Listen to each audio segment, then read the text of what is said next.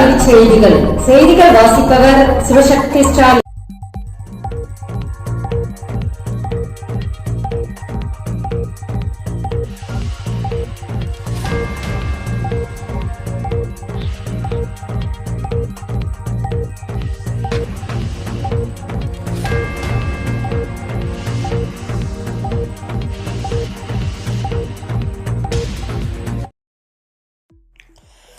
இலக்கிய மன்ற செயல்பாடுகள் 2024-2025 செயல்படுத்துதல்.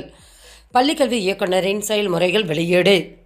பள்ளி அளவிலான மன்ற செயல்பாடுகள் மற்றும் போட்டிகள் 1 முதல் 9ஆம் வகுப்பு வரையிலான மாணவர்களுக்கு கல்வியாண்டு நாட்காட்டியில் மற்ற செயல்பாடுகளுக்காக ஒதுக்கப்பட்ட பாட வேலைக்கேற்ப ஏப்ரல் 2025 வரை பள்ளி அளவிலான செயல்பாடுகள் வாராந்தர அடிப்படையில் நடத்தப்பட வேண்டும். இம்மன்ற செயல்பாடுகளை ஒவ்வொரு வாரமும் ஆசிரியர்கள் தலைமை ஆசிரியர் தலைமையில் திட்டமிட்ட அனைத்து வகுப்பு பிரிவுகளும் விடுபடுதலின்றி பாடத்திற்கேற்பவும் செயல்பாடுகளுக்கு ஏற்பவும் பொறுப்புகள் பிரித்து வழங்கப்பட வேண்டும் என பள்ளிக்கல்வித்துறை தெரிவித்துள்ளது. இடைநிலை ஆசிரியர் காலி பணியிடங்களை முழுமையாக அரசு நிரப்ப வேண்டும். இடைநிலை கல்வி முடித்தோர் வலியுறுத்தல். தமிழகத்தில் அரசு தொடக்க நடுநிலை பள்ளிகளில் காலியாக உள்ள அனைத்து இடைநிலை ஆசிரியர் பணியிடங்களையும் தேர்வு வாரியம் மூலம் முழுமையாக நிரப்ப வேண்டும் என இடைநிலை கல்வி முடித்தோர் கலெக்டர்கள் மூலம் அரசுக்கு மனு வழங்கும் போராட்டத்தில் ஈடுபட்டு வருகின்றனர். கல்வித்துறை ஆணையால் ஆசிரியர்களுக்கு நிம்மதி.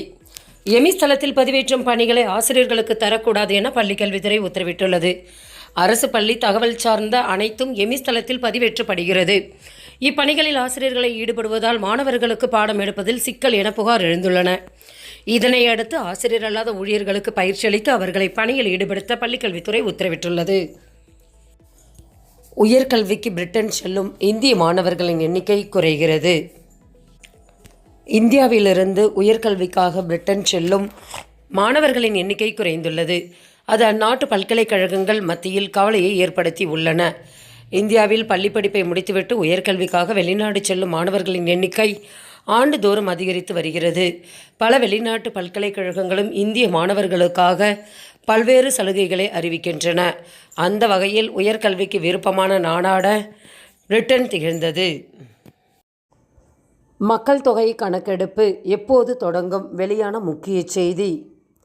இந்தியாவில் வாழும் குடிமக்களின் விவரங்களை 10 ஆண்டுகளுக்கு ஒருமுறை மக்கள் தொகை கணக்கெடுப்பு மூலம் அரசு சேகரித்து வருகின்றன. கடைசியாக 2011ஆம் ஆண்டு இந்தியாவில் உள்ள அனைத்து மாநிலங்களிலும் மக்கள் தொகை கணக்கெடுப்பு எடுக்கப்பட்டு இணையதளத்தில் வெளியிடப்பட்டன. இப்படி இருக்கையில் கொரோனா காரணமாக 2021ஆம் ஆண்டு நடத்தப்பட வேண்டிய மக்கள் தொகை கணக்கெடுப்பு எடுக்க முடியாமல் போகிவிட்டன. கடந்த 2021ஆம் ஆண்டில் எடுக்கப்பட வேண்டிய மக்கள் தொகை கணக்கெடுப்பு பணிகளை வரும் செப்டம்பரில் தொடங்க ஒன்றிய அரசு திட்டமிட்டுள்ளதாக தெரிவிக்கப்பட்டுள்ளன. செய்திகள் நிறைவடைந்தன. வணக்கம்.